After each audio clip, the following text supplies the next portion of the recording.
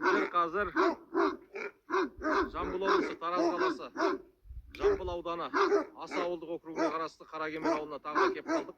Ерболат деген бауырымның үйінде. Міне Ерболаттың өзі. Тағы бір көрсетіп қояйын мына Ерекеңді. Осы азаматтың төбет әлемі. Екі төбеті бар екен. Ақ иттер. Әзірге күшіктер жоқ екен, бірақ бір ұрғашы күшікті асырап отыр екен, осыларға қоямын деп. Қазір осы төбеттер туралы әңгіме айтатын боламыз. Тағы да Қаракемердеміз. Міне Ерекеңнің екі күшігі бар екен. Мына күшіктер қайдан келді? Бұл күшіктің біреусі жаңағы Қарабастың немересі. Түлкібастағы. Анау қазір Қарабастың немересі дейді. Ұрғашысы. Мынау өзі де Қарабас екен, Қарабас, мынаусы Сарыбас деп жүрміз ғой енді.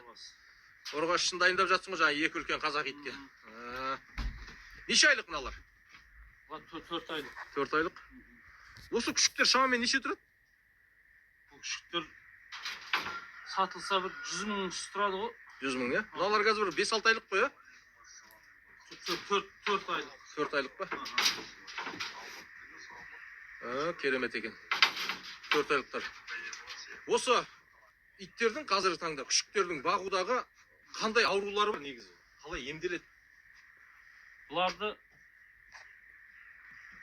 туылғаннан кейін 2 айдан кейін анасының уызы кеткесін вакцинасы бар 2 айдан кейін.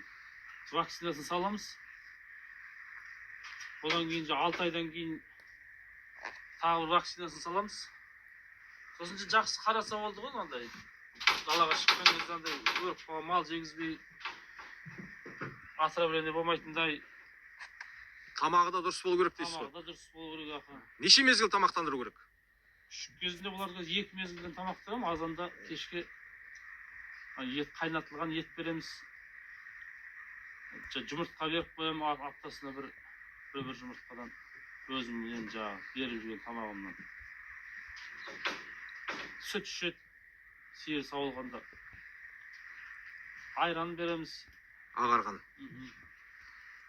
Жаңағы ветеринарный аптекадан нелерді вакциналарын салдырып тұрамыз, витаминдерін салдырып тұрамыз. Қарасаң, в общем, қай нәрсе болса да қарасаң жақсы болады ғой, қарамасаң ол. Қарау керек дейсің ғой. Қарау керек. Осылардың ана бала күнде көріп өсеміз, иттер шөп жеп, ішіндегі құрттар түсіп жатады. Бүгінгі иттердің құртын қалай түсіреді? Бүгінгі иттердің өзінің таблеткалар болады ғой, беретін. Арнайы ма? Арнайы. Сол таблетканы салмағына қарап береміз. Бір айда неше теңге жұмсайсың осылардың тамағына, дәрі-дәрмегіне? Бір айда бұларға килограммдап ет алып беріп тұрамыз. Екеуісіне бір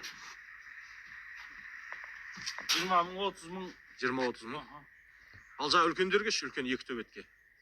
Үлкен екі төбетке де сол 40 мыңдай, 50 мыңдай кетеді ғой. 40-50 мыңдай кете ма? Айына. Тамақтарына. Бұларды өсірудегі мақсат не? Бұларды өсірудегі өз мақсатын жағы қазақ төбет табытсақ, елге көрсетсек, шетелдерге көрсетсек деген өз мал шаруашылығымен айналысамыз. Мысалы, тетауық ұстаймыз, көрдіңіз жағы.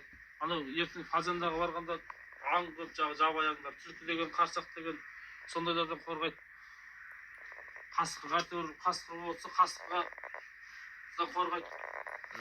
Өзі баққан иттердің ішінде сол қасқырға шапқандары бар ма? Қасқырға шапқандар жоқ, енді өтірік айтпайын, ол біздің төңіректен қасқыр жоқ, бұл төңіректе. Қасқыр жоқ қой. Енді осы уақытта бірнеше төбет бақтыңыз. Ең бір мықты, атақты, қолдан шығарып алған бір Әттеген-ай деген итіңіз туралы айтып жіберсеңіз. Енді анау айтқанда атақты төбет болған жоқ, Қарабас деген төбетім болды енді. Осы былтыр Картайды фазенда жақта жүр. Оның алдында бір қоңыр төбетім болған. Сол жақсы төбет еді, ауырып бір 3 жасында ма, 4 жасында ма сол ерте өтіріп алдым, ауырды. Олардан тұқым қалды ма күшік? Сол қаматы солардан. Енді Алла қаласа осындай екі аласыша сары мен ақ өзіңіз көргенде солардан мынау сары басы осы өссе Алла қаласын ұрғашы. Ол осыған қойып осыдан күшік асып деп отырған. Дұрыс, тамаша, сәттілік. Осы төбет бағатындар қандай кемшілік жібермеу керек, қандай қателіктер істемеу керек? Қателіктер енді ешкімге зиянымыз тимеу керек қой. Мысалы малға шаппау керек, ондайден ұстамаймыз. Адамға шаппау керек. Өзіңіз көрдіңіз ғой, кейбір иттер ғой, босанып кетсе не қылса адамға шауып, көршілеріміз зиянымыз тимеу керек, жан-жақта отырған. Жақсы қарау керек, тәрбиелеу керек дейсіз ғой. Тәрбиелеу керек. 2 күн 3 күнде прогулкасын жасап тұру керек аттанымыз.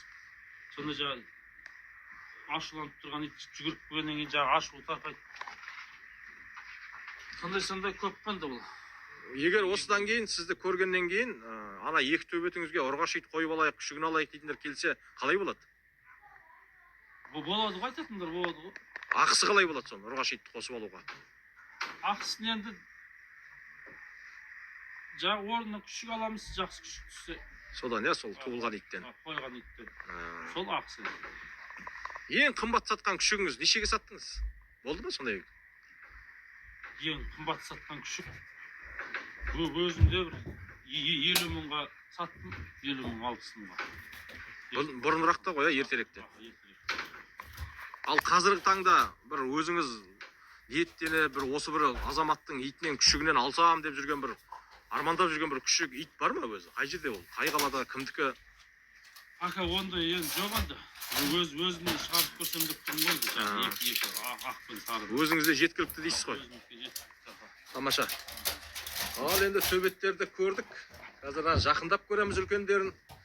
Бір күрке тауық көрейікші. Күрке тауық қызық болып тұр. Күрке тауыққа барайық. Міне. Үйдің күзетшілері қандай керемет. Қазір жақындап көреміз енді. Әзірге жақындауға қорқып тұрмын. Біреке мына шаруашылықта үндік бар екен. Түйе тауық дейміз ғой енді. Өткенде түйе құстарды көргем. Бұны не істейсіздер бұны? Бұларды асыраймыз. Осы наурыз айында мекіштерін басады енді.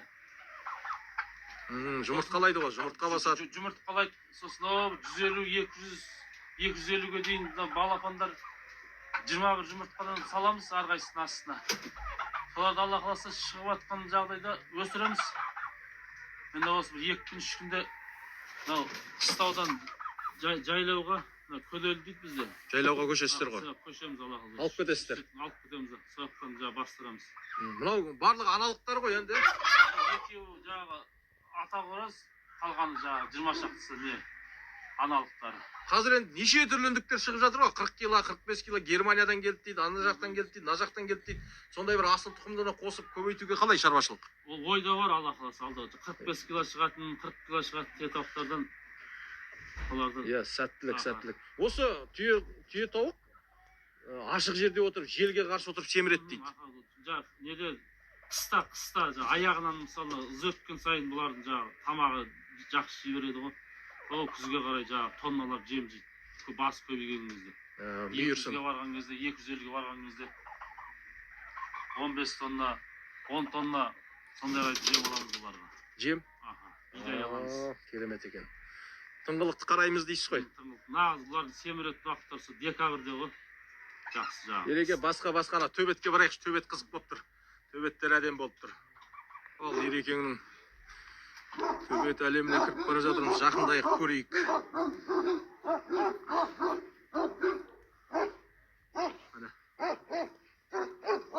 Мына қоңыры жуастау ғой дейм, ә? Жуастау ғой дейм.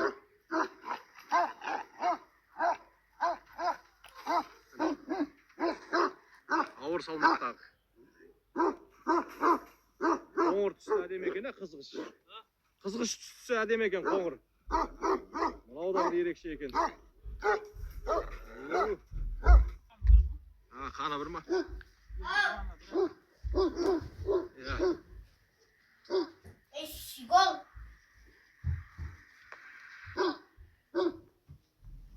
Әдемі көрініс.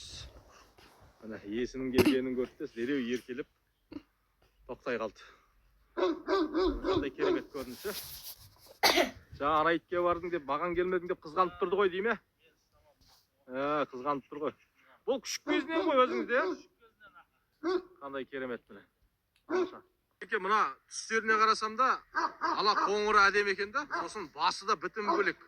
Мынаның аузы енді салбырап шамалы болып тұр. Екеуінің бір қандай да бір тұқымнан түссе де айырмашылығы бар ма?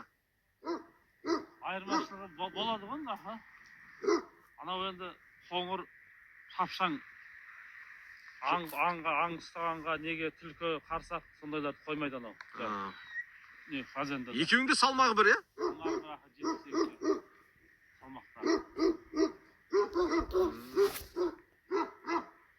Жақсы қандар бұл екеуі.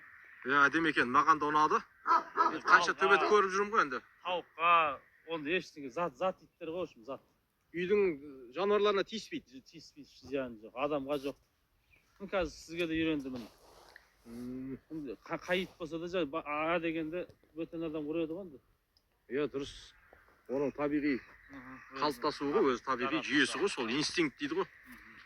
Алғашқыда сес көрсетеді, сосын үйренеді. Әдемі екен. Сәттілік, ереке, аман болсын. Денсау болсын, үйренсін. Көбейсін төбеттер. Ендігіде осы қорада бір 20-30 төбеттің тұрғанын көрейік та. Сол күнге жетейік, е?